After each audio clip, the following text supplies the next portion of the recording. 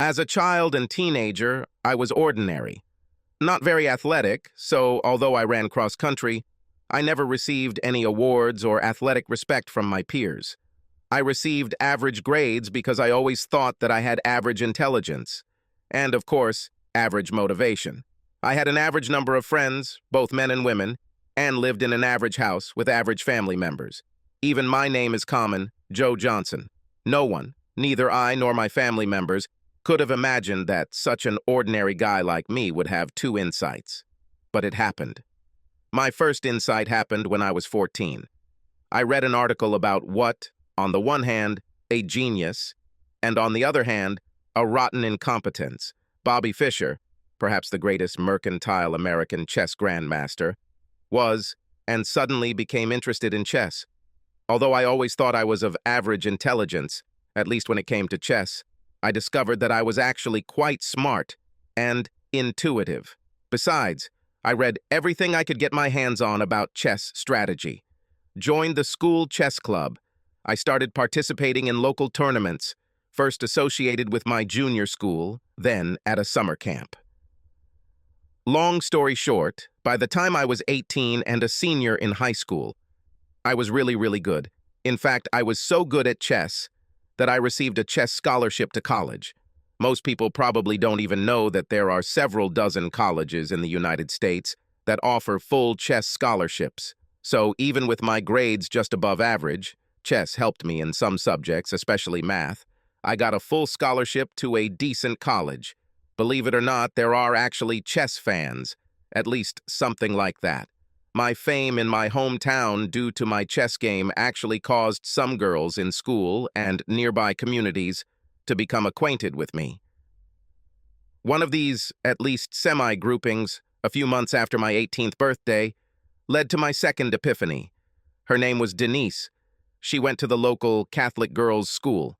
She wasn't particularly beautiful. None of the chess fans I'd ever seen were, but she wasn't ugly either. In fact, she had very beautiful legs, which I saw when she competed in a gymnastics competition at the same camp where I taught chess the summer before her senior year. I liked her at summer camp, but I didn't take any action until the school year started. During the school year, I encountered Denise several times in situations that I believed were a setup. I debated whether or not to take advantage of her attention, while my hormones began to bubble, and within a few weeks, but most likely a few months, my voice became rougher, and my appearance also changed slightly. At Saturday's away rapid chess tournament, Dennis accidentally happened to be nearby. After it was all over, I won, quite easily. I didn't even have to play the last match. She offered to give me a ride home. I agreed, and told my coach, and the teammates I came with that I would see him on Monday. On the way back, Denise's flirting took things to a higher level, including, innocently, lifting her skirt almost to her knickers as she drove. As I said, she had excellent legs. I agreed to pick her up at home that evening to go to the movies, and we kissed sweetly before I got out of her car. I thought this could be my lucky night. It turned out to be much more successful than I thought.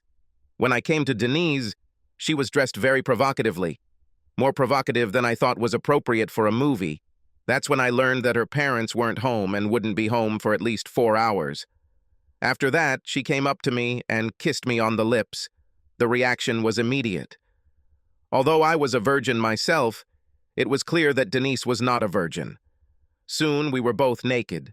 Again, long story short, I had my first sex that evening. She tried hard to get me going for round 2, but despite my enthusiasm, I was a throwaway.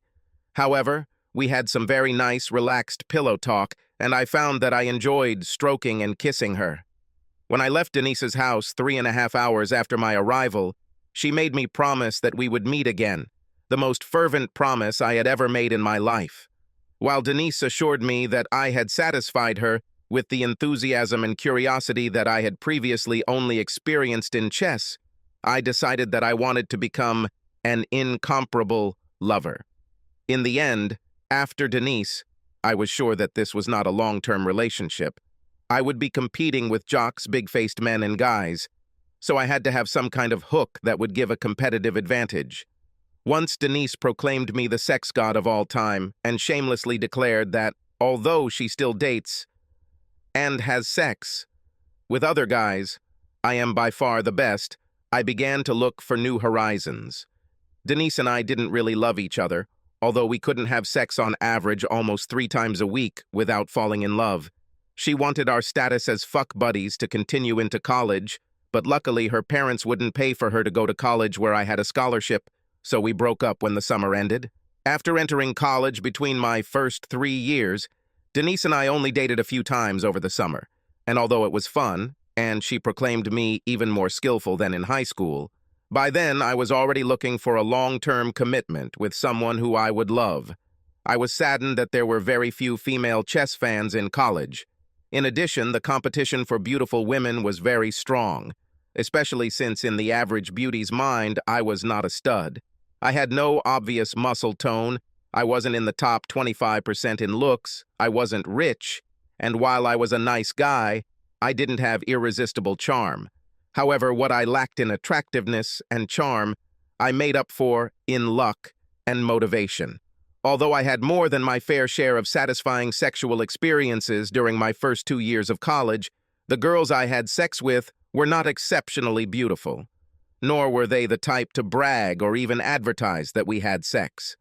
Everyone really wanted our relationship to continue, but I became more and more interested in finding a girlfriend and possible wife rather than a sex buddy. Towards the end of my junior year, I decided to implement a plan that I had been preparing for several months. The woman I was interested in, her name was Dolores, was a real sexy beauty.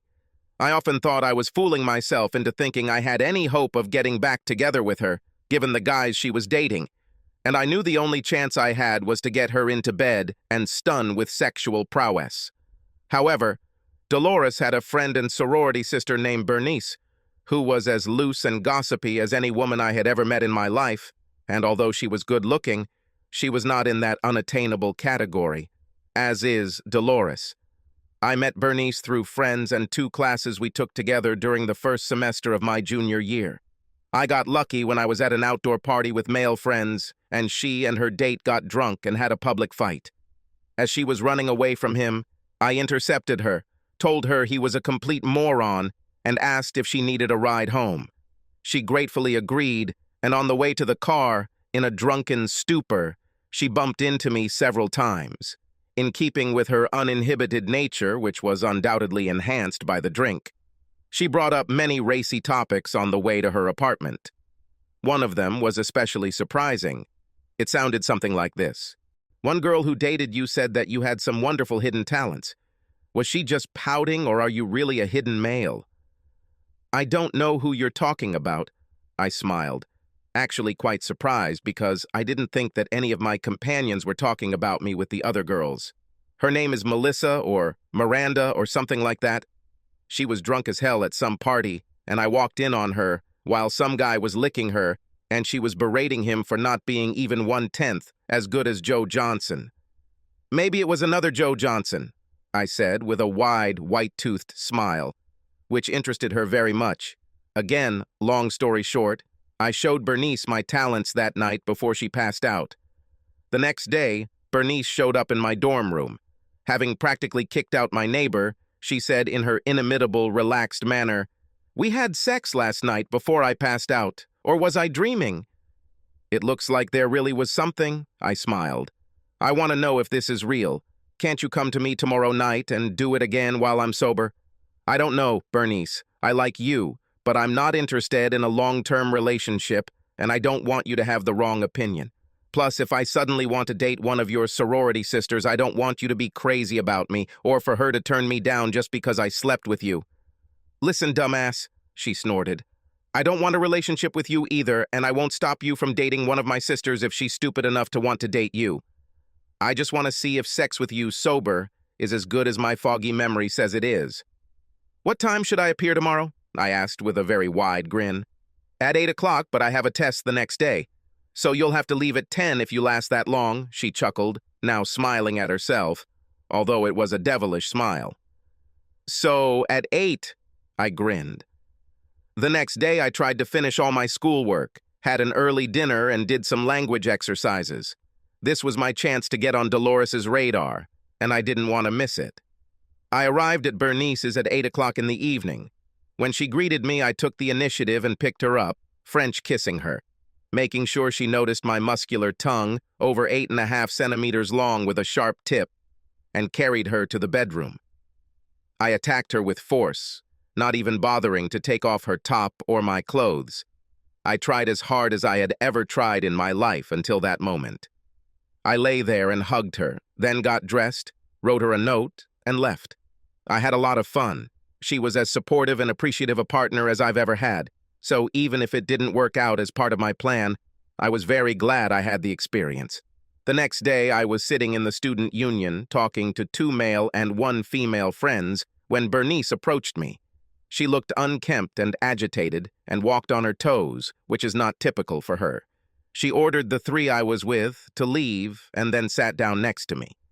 "Because of you, it seems I failed my world history test today," were her first cheerful words. "Like this?" I asked. "You drove me crazy last night, even though I told you I had to study for a test. Couldn't you stop?" "No, damn it, I couldn't stop.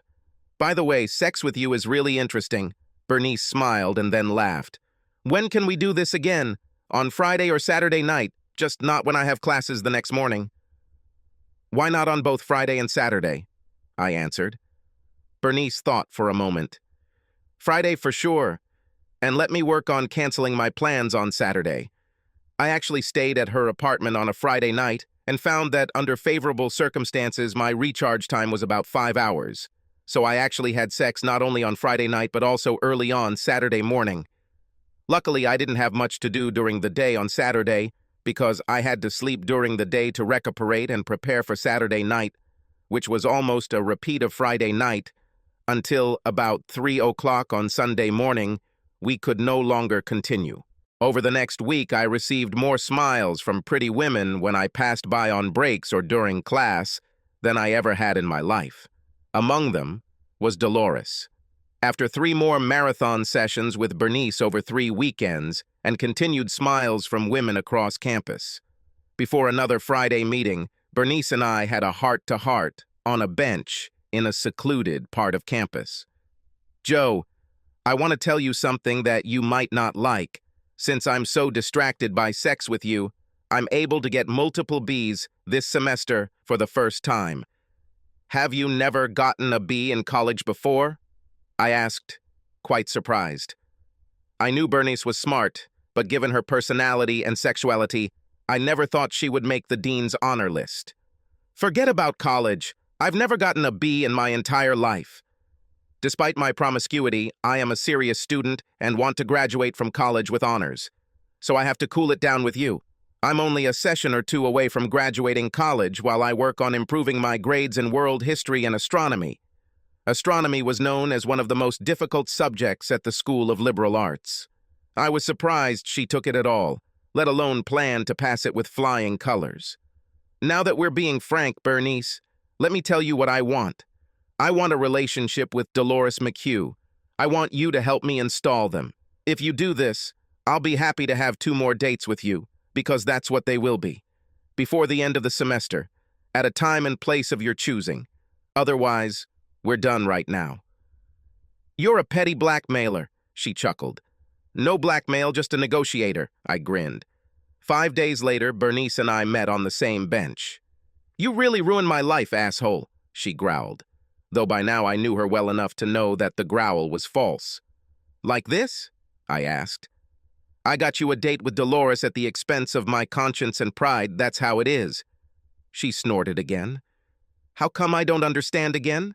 I asked, this time with a smile.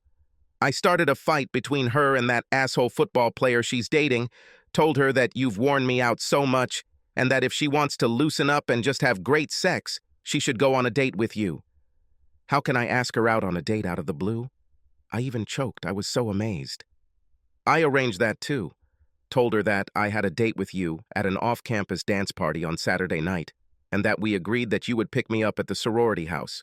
I told her that when you get there, I will stage an incident in my family, she will be nearby, and if you look disappointed, she will offer to go instead of me."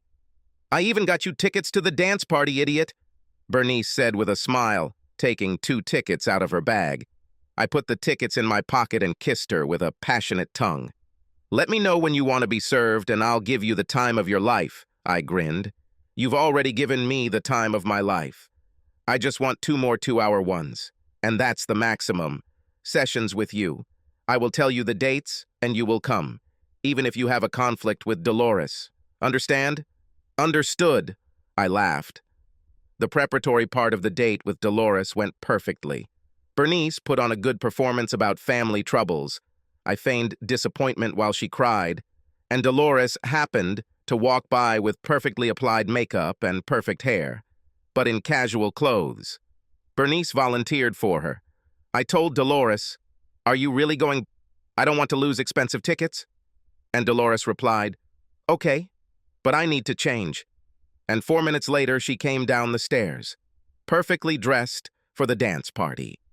On the way to the dance party, Dolores and I had a nice chat. She was very pleasant to talk to, as well as beautiful and sexy, like no other woman I had ever seen. We had a good time at a dance party. I can dance and she dances well, and there were people we both knew there. Even though Dolores hadn't had much to drink, she seemed tipsy when we left. I suspected that this was a performance, which was confirmed when we headed back to campus. Dolores unbuckled her seatbelt and leaned closer to me. "You're not one to take advantage of a poor, helpless drunk girl, are you, Joe?" she said with a completely slurred speech. No, Dolores. Besides, even if I was a jerk, your dorm and my dorm room wouldn't work." "Thank God you're not a bore," she muttered even more slurredly, "because Bernice left town on family business and gave me the key to her apartment. Can we stop by for a second on the way home so I can feed her cat?" I knew full well that Bernice didn't have a cat. "Of course," I answered, and quickly drove to Bernice's house. Dolores fumbled with the key, could not insert it, and finally handed it to me with the words, "Try it. I'm too drunk."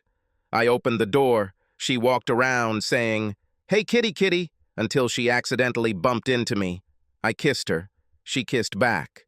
"I'm helpless. I can't fight you. Please don't use me," she muttered, kissing me. This was clearly an invitation. I picked her up while she still pressed her lips to mine, laid her gently on Bernice's bed, which she had kindly provided with clean sheets, especially for this occasion, and, continuing to kiss, removed her panties without any resistance on her part.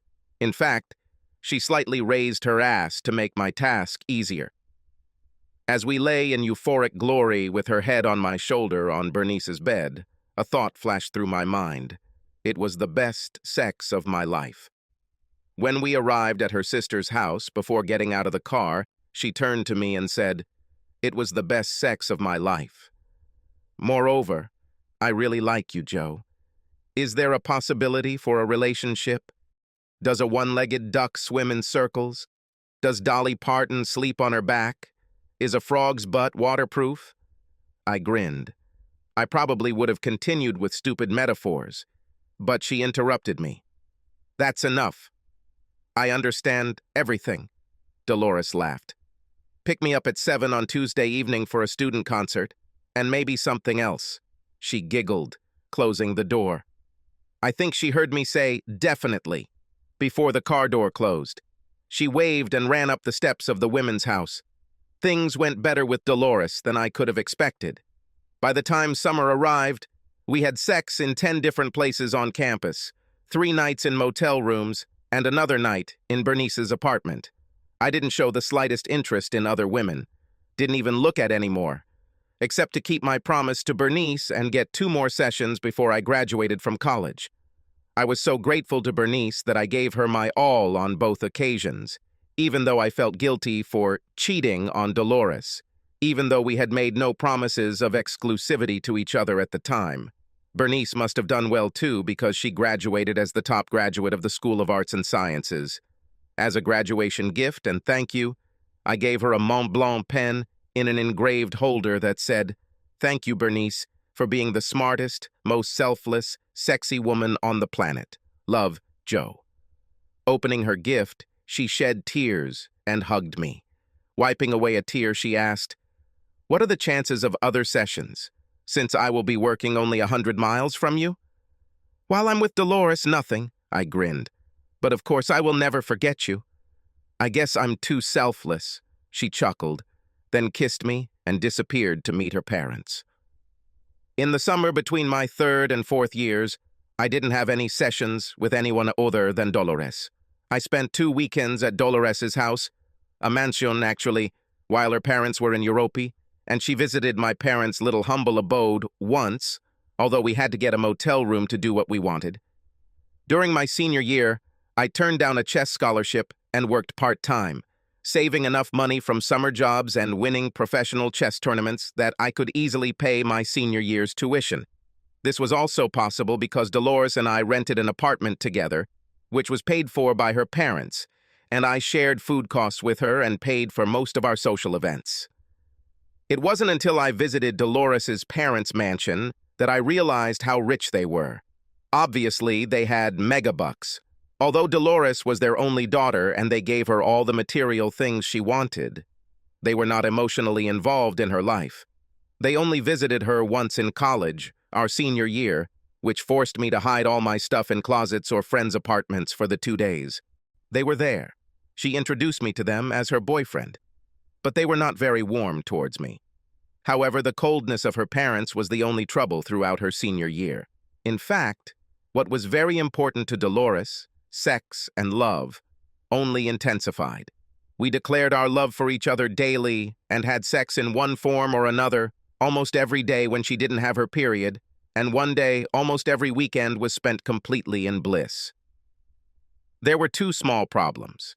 First, she spent a lot of money, her parents, on clothes, cosmetics, spa treatments, and anything else she wanted. Secondly, if she drank, she would tell her friends, often in front of me, about what a sex god I was. I hoped she didn't do the latter because she had to justify to them why a goddess like her would date a guy who was out of her league in looks. When I asked her about this, she assured me that that was not the case. However, this resulted in many of her friends either giving me glances or giving me wary looks, which I didn't like. The logical continuation of our romance was the wedding we had 2 months after graduating from university, when we both got decent jobs in the same city. It was a simple civil ceremony, as her parents refused to participate in it, since, in their opinion, she was clearly marrying a man below her, especially since I was not mega rich, and she rejected their attempts to set her up with the sons of their rich friends. At least her brothers came to the reception. One, Anthony, was a great guy, and the other, Jonathan, seemed to suffer from his time there. Because Dolores did not have a close emotional relationship with her parents, she never seriously considered giving in to their wishes, but she acknowledged that it would be difficult for her to give up the shopping, spa visits, and other amenities that their wealth provided. Because as soon as we got married, they stopped all financial support. "I can handle it," she said just before the wedding, shrugging her shoulders. "Besides, you already have enough fashionable clothes to last you a decade," I assented in response. "Yes, I don't need anything else," she sighed. Then she brightened up and giggled. "Besides, I plan to spend a lot of time naked." We started our married life very happily. The first 3 years progressed in our careers as much as could be expected. We moved from an apartment to a townhouse. We had a good circle of friends our age. We stayed physically active, me by running and weightlifting, she by the gym, and, incredibly, the sex got even better, although we only had fully hedonistic days once a month rather than once a week, like in college. Dolores then reconnected with Jane Britton, the woman with whom she had her debut party when she was 18, who persuaded her to join the local junior league. The junior league does a lot of good charitable things. However, at least in our metropolitan area, almost all of its members were women who were themselves rich or had obscenely rich husbands. Dolores and a few others are the only exceptions. More than a third of them were trophy wives, significantly younger than their megabuck husbands. Being surrounded by such wealth, including when Dolores alone or both of us attended fundraisers or meetings at one mansion or another, Dolores developed a newfound love for material things. She started spending too much money, practically everything we earned. When she began to resort to our modest savings, we had our first big fight. Although our quarrel was truly loud, neither of us harbored a grudge. We were back to normal after one of our hedonistic all-day sex sessions, during which she was even more energetic and responsive than usual. Later that week, she came to me with an unexpected proposal. "Joe, I realize I can't spend our money like water, and I'm really going to slow down. However, my 2 junior league friends truly value my companionship and are willing to pay for my shopping trips to New York, spa days, and other activities. I wanted you to know about this so that you don't think that I'm being reckless by going to different places with them." "What do they want in return?" was my incredulous answer. "They just need my friendship. Is it really so difficult to understand?" she said in a sweet voice, coming up to me and placing quick, soft kisses on my neck, cheeks, and lips. "No. I also appreciate your communication. It is priceless. But what will their husbands say about them spending money on you?" Jane and Amy's husbands are so rich and willing to do anything for their trophy wives that this isn't even the smallest problem. What they spend on me is less than a blip on the radar. After thinking about it, I realized it was true. From my interactions with Jane and Amy at Junior League and other social events, I knew that their husbands idolized them, and both of them were on the list of the top 200 richest Americans. "Okay, no need to worry," I replied with a shrug. After our little conversation between me and Dolores, there were no more problems with money. However, something else has changed. We began to communicate more with Jane and Amy, sometimes with their husbands, sometimes without, and Jane and Amy began to seriously flirt with me. It was getting a little revealing and uncomfortable, especially with Amy. In some ways, Amy was the epitome of a trophy wife. She was 29 years old, better looking than any fashion model, had a regal bearing but a friendly disposition, and was married to Wilton Braxton, a man in his 70s who ranked 35th on the last list I saw of the richest Americans. Amy was the only woman I'd ever seen in my life who looked better than Dolores, and she was almost religious about maintaining her appearance, including working out with a personal trainer 5 days a week. Amy was also the most charitable person I have ever met. She raised money tirelessly, especially for battered women, child poverty, and children with serious illnesses. And when not exercising, socializing, shopping, or going to a resort, she worked constantly and with great energy for charities. If there wasn't enough money in a fundraiser, Wilton Braxton was happy to make up the difference because it seemed like making Amy happy was his greatest joy in life. After a particularly flirtatious encounter with Amy in a den at one of the mansions where a social event was taking place, during which she seemed to pretend to be drunk, I decided it was time to talk to Dolores about it. The next day, after a nice brunch and a wonderful morning of sex, I sat Dolores down on our patio.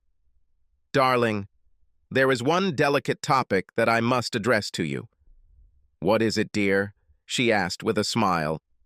"I don't know how to say this other than bluntly, but Amy Braxton and Jane Britton seem to be deliberately hitting on me every chance they get.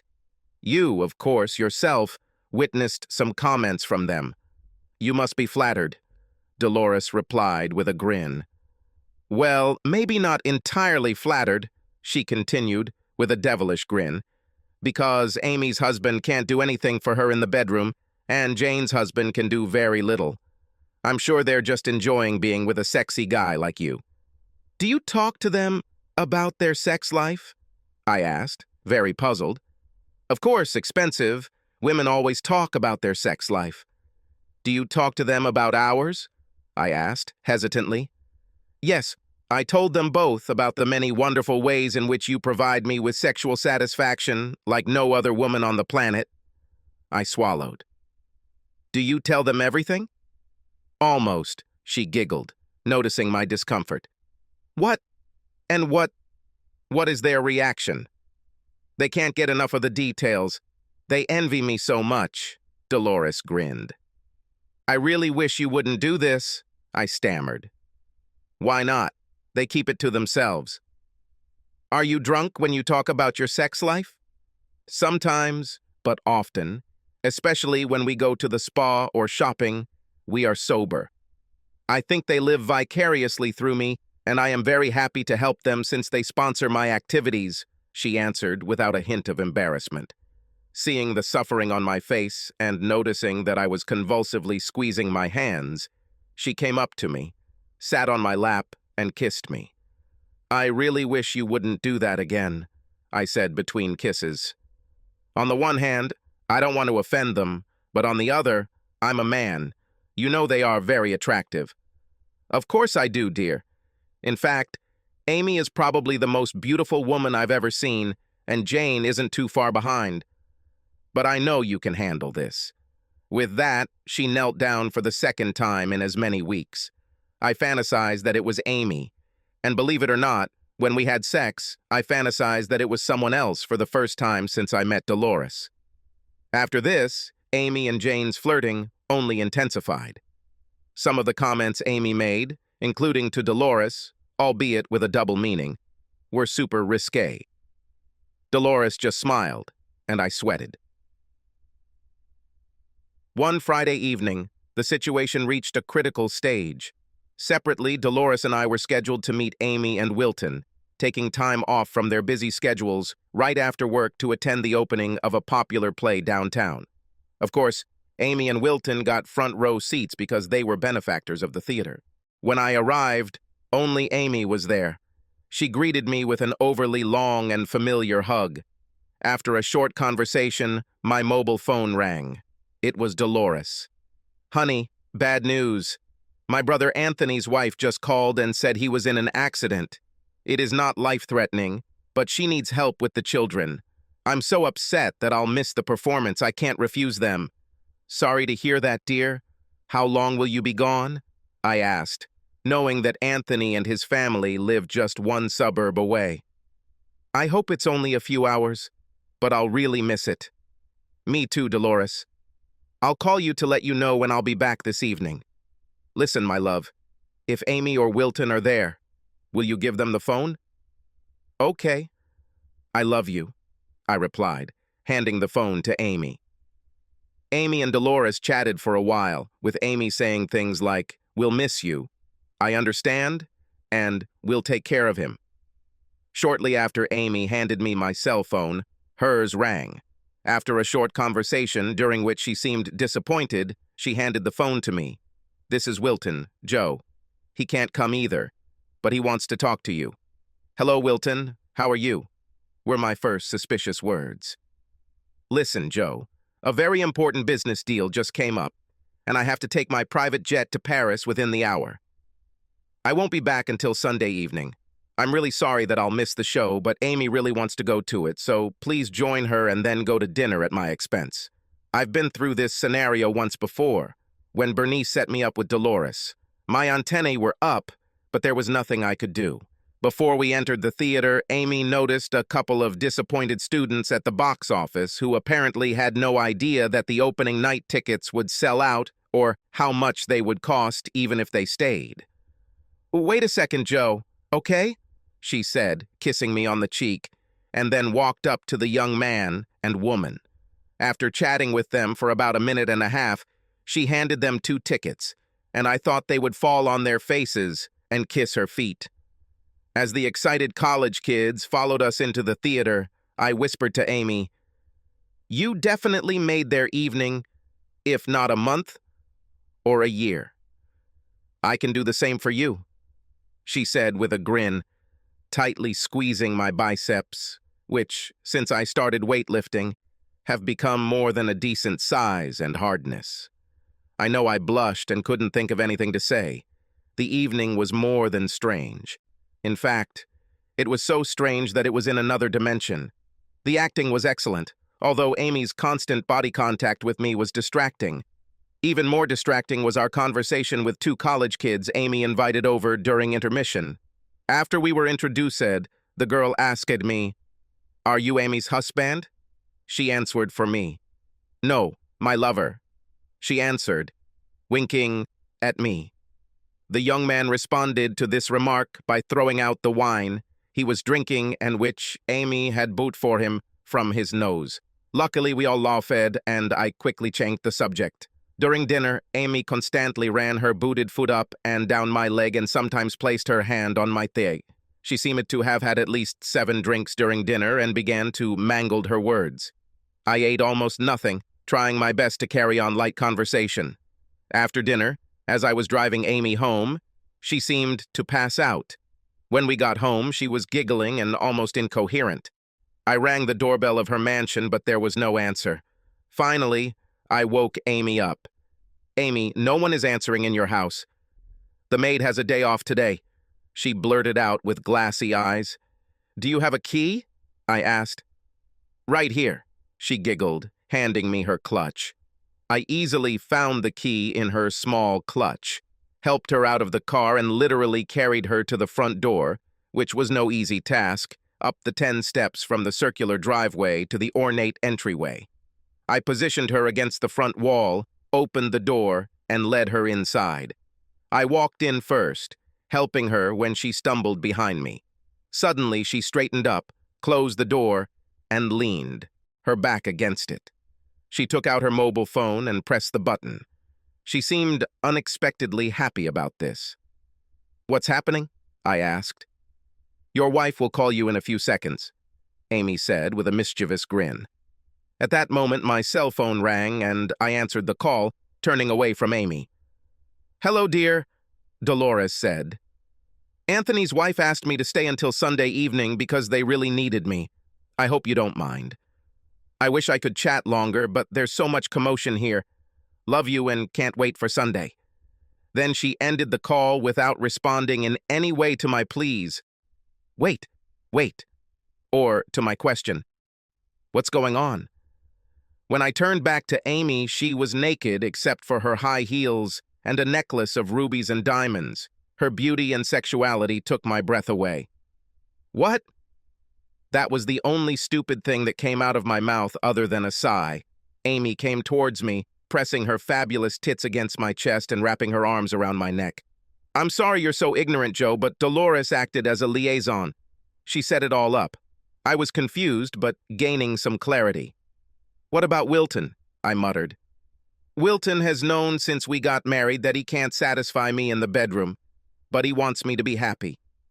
As long as the guy is married, and as long as he approves of him, and as long as we're careful, he doesn't mind me having extracurricular activities. He approved of you, as his phone call to you clearly showed." I'm sure my eyes widened, and I was definitely speechless as I looked into Amy's mesmerizingly beautiful azure pupils. "You're not going to be the first guy in my life to turn me down, are you, Joe?" she asked rhetorically before sticking her tongue into my mouth. While we kissed passionately, in my brain, thoughts flashed, in no particular order. It was all set up by Dolores, probably to pay for those expensive shopping trips and spa treatments. I'm just a man. How can I refuse the most beautiful woman I have ever seen in my life, who is also cheerful and philanthropic? I must be in Bizarro's world. This doesn't happen on Earth in real life. When we broke the kiss, Amy whispered, "Let's go upstairs." "I have other plans," I snorted in response. With that, I flipped her over, knocking off one of her Christian Louboutin heels in the process. I carried her into the living room, laid her spread out like an eagle on the most expensive sofa, and then began the full treatment.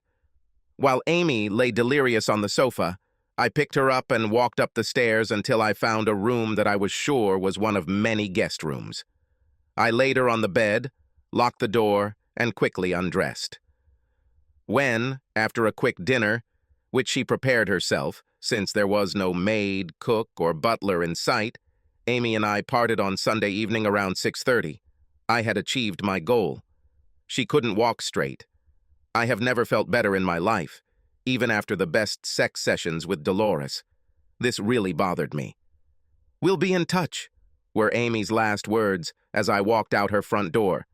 I chuckled and drove home. All the way back, my thoughts were in turmoil. What the hell was this supposed to do to my life?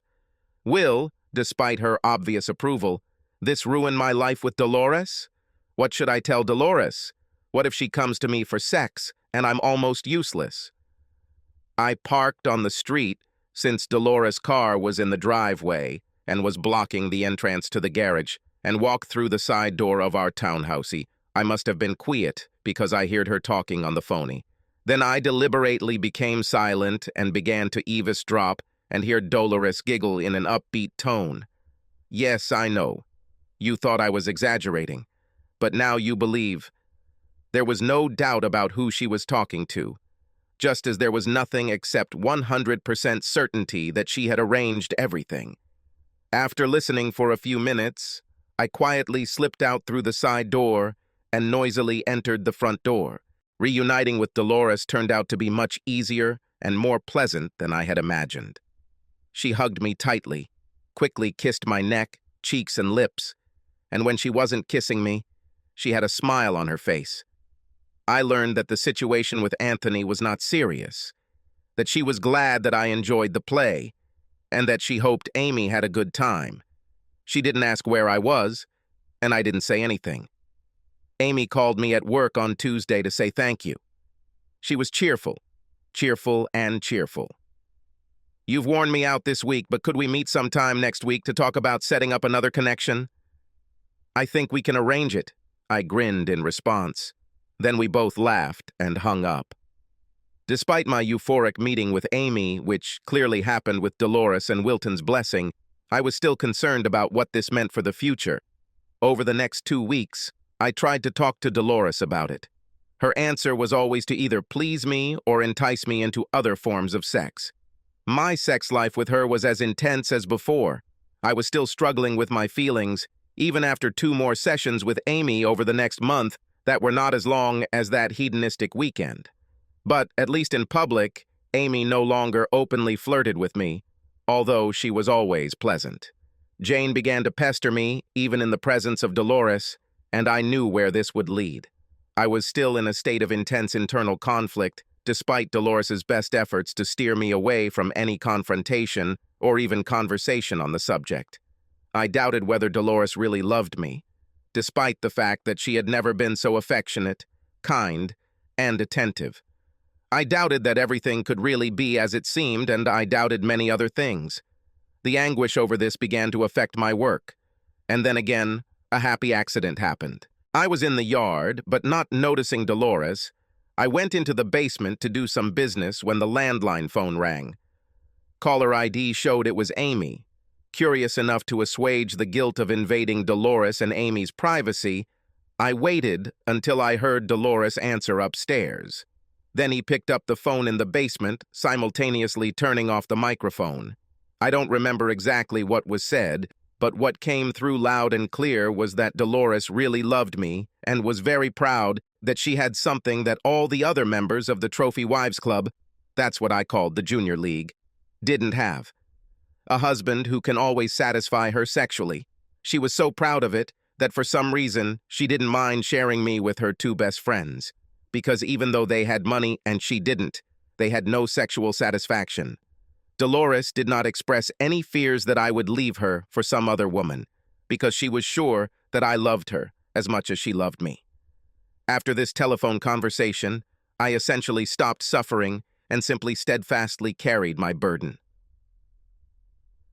3 years have passed since that phone call, which essentially ended my torment. I say essentially because although I was willing to go along with what Dolores wanted, I didn't want her to have a sexual relationship with another guy. My position was different from hers. Sharing was not in my genetic makeup. I never discussed this with Dolores specifically, but I made it clear to both Amy and Jane that I would never approve of Dolores taking a lover. I'm sure they both passed this on to Dolores, because every time I overheard any conversation between them, they told each other everything. I started to serve. That's how I think of it, and so did Jane. Jane is a sexy woman, but not in the league of Dolores or Amy. However, when it comes to sex, she is a sprinter. She is only interested in sex, and although she is pleasant, she is not very responsive or playful. Therefore, sessions with Jane every 2 weeks are relatively quick and without much difficulty. However, the nearly weekly sessions with Amy are not quick and easy. Although I try my best to suppress them, I have real feelings for Amy, although I cannot tell if she loves me, despite the fact that she is always more than responsive and playful towards me and around me, and can enthusiastically lift my spirits more than any other woman in my life. Wilton is currently in poor health, and I wonder what will happen if he passes away soon. I clearly don't have the answers, but the situation becomes even more complicated as Dolores is now 8 months pregnant. Subscribe to our channel so that your second chaff doesn't cheat on you, and go ahead and listen to the next story, because this story is nothing compared to the next one. If you're under 18, don't even think about listening to the next one.